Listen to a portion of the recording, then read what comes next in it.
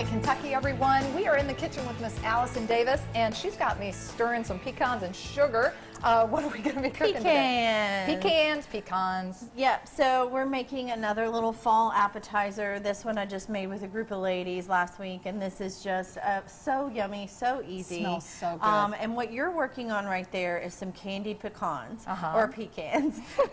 All this is pecans and sugar, white sugar, and just letting it come up to a high heat. And you're at the point now you can see how it's really breaking down and caramelizing and toasting the nuts. So once it's coated the nuts, you are done. We can pour that off into like another sheet tray, but just let it cool, and it will crisp up, and then we can just really like break it apart. Awesome. So that's one of the toppings for this appetizer. So the next, I'm loving just it already. Keep moving it a little bit just so that we don't like burn it. The next is we have our tart shells. Now I don't make these. I've had people ask, I'm like, no, we didn't make these. These are going to cook off in the oven, but you can buy these in the freezer section at Kroger. And then we're going to start to build our little tart here, and this is a Brie tart. So I got some Brie cheese. I love the wrapping. I felt like I was opening a Willy Wonka bar or something. You know, like, I know, looking for the golden ticket. So we're going to start to cut some of our Brie. And the Brie, I'm just going to cut into small. You don't need very much because it's going to melt in our little tart shells. So I'm just cutting, you know, some little cubes, and then those are just going to go right into our little tarts. Now, don't worry right now because they're going to get popped in the oven. And then the Brie is going to melt into the tart. Oh, yum.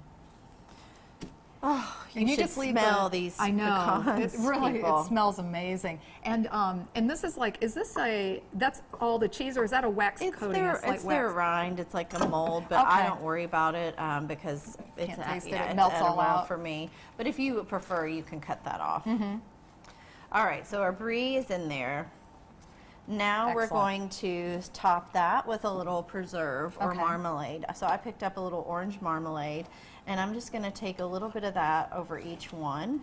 Now, can you use, instead of orange, could you use... like a lot of times we'll use apricot preserves. I like the color difference here because we're going to go on top of this with some pomegranates. So once we've added our marmalade, there's another layer, and that is pomegranates. Now you can buy the pomegranate arils already, you know, out of the fruit, but this is the time of year where you can start to get some nice pomegranates. So I've got our pomegranate here. I've gone ahead and cut in half. And this is just kind of my trick because it can be quite messy, you know, on the board because of all the pomegranate juice. I've never worked with a pomegranate So if you have a bowl of water, you can just start to, I'm trying to show the camera here, you can start to just remove the arils from the bits, and then your bits will float. You see? And so your arils will all kind of sink to the bottom, and then that allows you to separate them without getting pomegranate juice all over your countertop, all over the kitchen. So it's just kind of my little trick, with the water there. Okay, so then once we have those are going to go on top of our marmalade, right? And then our nuts. So we can take a little bit of our nut here and start to... I know that's super hot because we haven't had a chance. I typically will allow your nuts a chance to cool just a little bit more, and then they'll be like super crisp. But if we touch these, they're probably going to burn our fingers off. So probably. We won't do that. Yeah, we don't want to do that. So then you're going to top that. But it looks really good, right? Like this and too. So then once those are all layered up, ready to go, we're going to pop these little guys in the oven. And then we're going to let that melt, really only for a matter of, say, like 4 to 45 seconds, really. Well, not seconds, but more like 3 to 4 minutes. Okay, all right. Really just enough time to melt the cheese. We don't need to brown anything. We don't need to cook anything. We're really just looking at that cheese. So depending on how your oven cooks.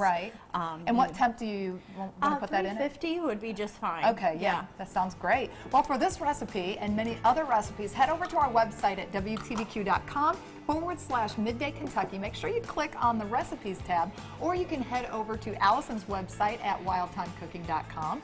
And you're also on Instagram, right? Yeah, at Chef Allison Davis. Awesome. Well, we will be right back right after this short break.